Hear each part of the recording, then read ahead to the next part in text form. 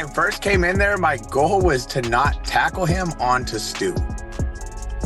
I went in, I looked, I assessed, and I said, I have to pull him away from Stu, so that's why I went to the outside and got under an armpit and tried to throw him off to the side. Motherfuckers playing with me, bro. Real shit. One of them a bitch and fucking bit me. I'm tired of everybody fucking playing with me and shit. Think I'm always playing and shit. Call me and shit. Hopefully one day I can meet Syko Stu and shake his hand and have a man-to-man with him and stuff like that, but who knows? But y'all, the people that know me, y'all know me. Y'all know I got mad love for everybody. When I heard about this, I went, all right, how can I defend Raj? He's trying to like kill the guy, and like, it's just sad. Like, I don't understand what happened. Like, it's hard to explain what happened, and it looks bad for us too. You know what I mean? Like anybody could do that. Like, I can go in the ring in WWE and do that. To, like, why I do that? No. Like, you're supposed to have a trust. I mean, that's a different sport. It's a pro wrestling. Words shook the wrestling and MMA worlds when Stuart Smith, known to fans as Syko Stu, officially announced he was taking legal action against Rampage Jackson, the son of Rampage Jackson. What should have been just another wild wrestling night suddenly turned into a headline-grabbing scandal. Smith claimed the incident wasn't just part of the show, but something far more dangerous, calling it brutal, unprovoked, and unacceptable. From that moment, the internet exploded with debates. Was Raja simply caught in the chaos of wrestling, or did he truly cross a line that could end his career before it even begins? I love Rampage, but Rampage, turn your son in. He got to go lay down for a little bit. Like, if it was my son, that's what I would tell him. This is what happened, Chad. He went to a pro wrestling event with his coach. Those pro wrestlers, they be just as crazy as MMA guys, right? The pro wrestling guy don't know my son, and he hit him over the head with like a can or a beer can or a bottle or something. And my son didn't know it didn't know it was coming. Didn't know, they didn't tell my son. And he hit my son over the head. I guess he thought my son was a pro wrestler or something. And Roger didn't react, but Roger didn't fight though. He didn't do anything, cause I told Roger not to get punched, but still nigga hit my son over the head. And then he asked my son, you ain't gonna sell it when you in pro wrestling? So this motherfucker that hit my son is stupid. So in order for me not to go to fucking jail, I gotta talk to his coach. Tonight, we're breaking down every angle of this lawsuit, from Rampage Jackson's emotional reaction to the shocking details revealed by wrestlers who were there, to the divided opinions of fighters, streamers, and fans who can't stop talking about it. And by the end of this story, you'll see why these 3 words, lawsuit filed, have everyone in combat sports holding their breath. The firestorm officially began when Syko Stu Smith declared he was pressing charges. He didn't keep it private either. He went public with a statement, making sure the world knew he was serious. According to Smith, what happened that night wasn't just a stunt gone wrong. He described Raja's actions as brutal and unprovoked, insisting this was no misunderstanding. Bro, my dad can't do shit. I'm gonna fake crash out. All right, bet. You about to see you about to see how fake of a crash out. It's always been my dream to fuck up a pro wrestler for real. So I get it today. Am I really gonna fight him? Yeah, I'm gonna punch his ass for real. But I don't believe in me getting disrespected too. I'm too nice. Bet. That shit was not staged. I'm telling you that right now. How many subs to knock him out? That's a good question. 50 subs to knock him out. If he hits me back for real, I don't give a fuck. I want him to.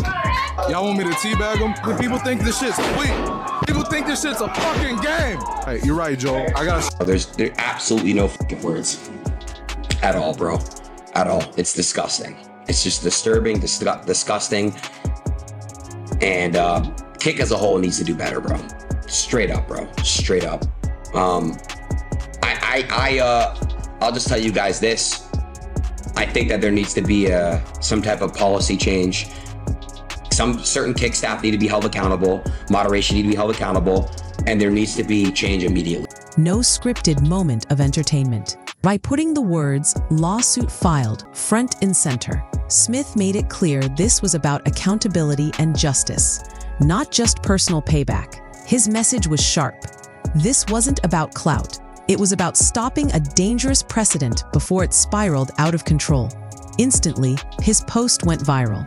Fans argued in the comments, with some defending Raja as young and impulsive, while others said the lawsuit was long overdue. And with the case now entering the legal system, everything about Raja's future, from his public image to his opportunities in both wrestling and fighting. Got stitches right here. What happened was when I first came in there, my goal was to not tackle him onto Stu. I went in, I looked, I assessed, and I said, I have to pull him away from Stu. So that's why I went to the outside and got under an armpit and tried to throw him off to the side. And when I did that, if you look at the video, you could see him shoot for a double leg on me and try to take me down. He was working the whole time to try to get an advantage, get my legs, dump me on my head so he could do the same thing to me that he did to Stu. Or at least, attempt to, because I would have been awake. But that's what was happening. And then as I got some underhooks set in and I kind of held him up, I was working a position and I was like, I'm going to roll this guy to the corner. As I started backing him up and using my weight to push him into the suddenly became uncertain. The moment Smith filed, the tone of the entire story changed. What once looked like a messy incident was now a battle that could play out in courtrooms as well as headlines. As the father of Raja, Rampage Jackson couldn't stay silent. When he addressed the situation, his frustration was clear, but his story revealed an important detail many people didn't know. Rampage explained that his son had attended a wrestling event with his coach, and at one point, a wrestler who didn't even know Raja struck him with a can or bottle. According to Rampage, this was out of nowhere, and Raja had no warning that it was coming. It's hard to watch, but in a way, it's like he might have something like wrong, like maybe like anger problems, because like why would he do that, And anybody that has trained or anybody has a brain knows when someone's working or someone's like, and like that would be like me going with you right now, and you're like, oh, I'm gonna pick you up and we're working, we're doing a WWE match. Like you could slam me in my head, like I'm giving you my weight, you know what I mean? So like the guy obviously let him pick him up, and then slamming him like that is ridiculous. First off, especially being a guy that's trained. I know he's only 0-1, but like slamming the guy like that, first off, is ridiculous. Like any person in WWE can do that to each other. It doesn't. That's not anything like people are acting like, oh, that's Rampage Jr. or something like that. Like the guy jumped up for you to carry his weight, and he's trusting you to take care of his body. You know what I mean? And then he's throwing those shots, and like I get you can kind of lay one in, like you know what I mean. I can hit you like that. But the first one was like a fucking haymaker. He's trying to like kill the guy, and like it's just sad. Like I don't understand what happened. Like it's hard to explain what happened, and it looks bad for us too. You know what I mean? Like anybody could do that. Like I can go in the ring in WWE and do that. Like why do you do that? No, like you're supposed to have a trust in. That's a different sport. It's a pro wrestling. To his credit, Raja didn't retaliate. He stayed calm, just like his father had always advised him.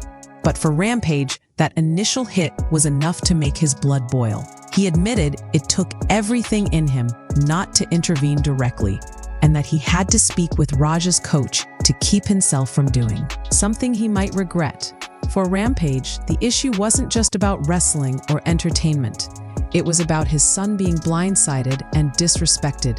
At the same time, Rampage's words showed how conflicted he felt. He wanted to defend his son, but he also knew that any reckless reaction could make things worse. This moment gave fans a glimpse into the tension building behind the scenes, and it raised an important question. If Raja was attacked first, does that change how we view what happened next? Not long after, the professional wrestler who stepped in to stop Raja finally broke his silence, and his version of events added yet another layer of complexity.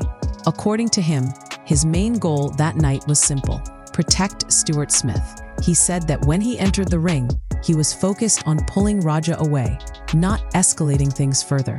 But the moment he got close, the situation turned dangerous fast. Raja tried to take him down with a double leg move, a maneuver that could have caused serious damage if not handled carefully. The wrestler explained that he fought to keep control, using underhooks and pushing Raja into the corner to neutralize him. Even so, the scuffle left him with stitches, a visible reminder that this was not just a staged sequence gone wrong, but a real clash that left people hurt. What made his testimony so powerful was that he wasn't just another online commentator. He was in the ring, face to face with Raja. And he made it clear that this was no scripted storyline. His words gave credibility to Stewart's lawsuit and made fans realize that what they saw on video wasn't just wrestling drama. It was real and it was dangerous. If the lawsuit and eyewitness accounts weren't enough, the storm exploded even further once big names online weighed in. Streamer Aiden Ross called the whole thing disgusting and disturbing, saying the platform needed better rules to prevent incidents like this. Dylan Danis, himself a fighter, argued that Raja had broken one of the most sacred rules of professional wrestling: trust. He explained that in wrestling, when someone lets you pick them up or take their weight, they're trusting you to keep them safe. To betray that trust, Danis said, is reckless and damaging to the sport. XQC went even further, describing the act as looking like attempted murder, pointing out that far less has ended lives in street fights. These comments lit up the internet, fueling heated debates on Twitter, Instagram, and live stream chats. Some felt the reactions were exaggerated. After all, this happened in a wrestling ring. But others believed these high-profile voices were just saying what many fans were already thinking, that this wasn't entertainment anymore, and it was time for accountability. Each new reaction kept the story trending, making it impossible for Raja or Rampage to escape the spotlight. While social media reactions fueled the drama, legal experts and fighters started asking a more serious question: could Raja actually face criminal charges? Brendan Schaub, who initially wanted to defend Raja because of his friendship with Rampage, admitted that after watching the footage, he had no defense. He pointed out that this wasn't just an embarrassing incident. It could easily be viewed as aggravated assault or worse. Matt Brown didn't hold back either, saying bluntly that if Raja weren't Rampage's son, there would be zero sympathy for him. He called the footage damning, describing it as clear evidence of a felony. The scary part, according to Schaub, was that everything now depended on whether the injured wrestler pressed charges. If he decided to let it go, Raja might escape jail time, though the backlash online would remain. But if he moved forward legally, the case could escalate into charges that would follow Raja for years. This looming threat gave the story an even darker undertone. It wasn't just about headlines or trending topics anymore. It was about whether Raja's future in sports, entertainment, or even his personal freedom might be permanently altered by one reckless decision. As with any controversy, not everyone agreed on how Raja should be judged. MMA Guru went viral for his brutal commentary, calling Raja a dumb animal and saying he should have been knocked out right then and there. Kevin Lee, on the other hand, took a more measured but equally firm stance. He said he respected Rampage but believed Rampage needed to turn his son in and let him face the consequences.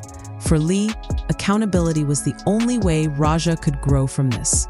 He acknowledged that being struck with a bottle wasn't right, but he argued that waiting hours to retaliate crossed a line.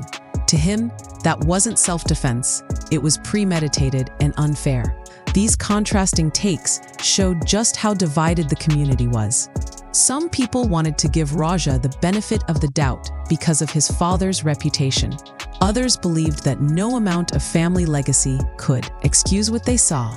And as more voices added to the conversation, the pressure on Raja only grew heavier. Beyond the lawsuits, stitches, and heated online debates, many began asking a deeper question. What does this mean for the sport itself? Tim Welch said the footage looked like an attempt to seriously harm, if not worse, whether that was the intention or not. Derek Brunson admitted that at first, he thought it was just part of a wrestling performance. But once he looked closer, he realized it was real, and that made it even more disturbing. Their comments highlighted the blurry line between performance and reality in combat sports. When fans watch wrestling, they know it's entertainment, but they also trust that both performers are keeping each other safe. The moment that trust breaks, the entire foundation of the sport shakes. Welch even warned that when someone continues striking after an opponent is already unconscious, the risks skyrocket. In his view, actions like this not only endanger individuals, they threaten the reputation of the entire industry. Suddenly, this wasn't just Raja's problem.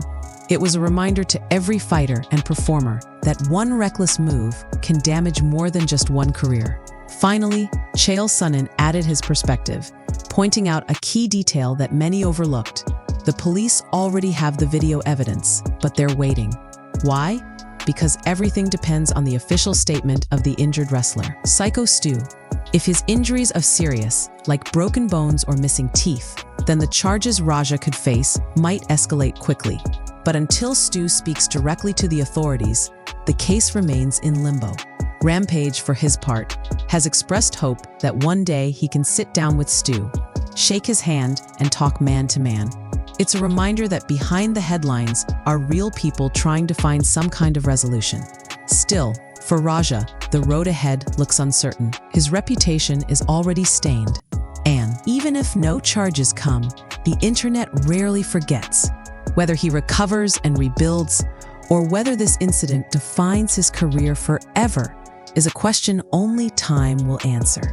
And so, what started as a wrestling event has turned into one of the most shocking and divisive stories of the year. A lawsuit from Stuart Smith, outrage from fans, fighters, and streamers. A father torn between love for his son and the reality of the consequences. And an entire community wondering where performance ends and accountability begins. The future of Rampage Jackson is hanging in the balance, and whether this becomes the end of a promising career or the beginning of a darker chapter remains to be seen. But here's the real question. Do you believe Raja deserves another chance? Or has he crossed a line that can never be undone? Let us know in the comments below. And don't forget to subscribe for more stories just like this.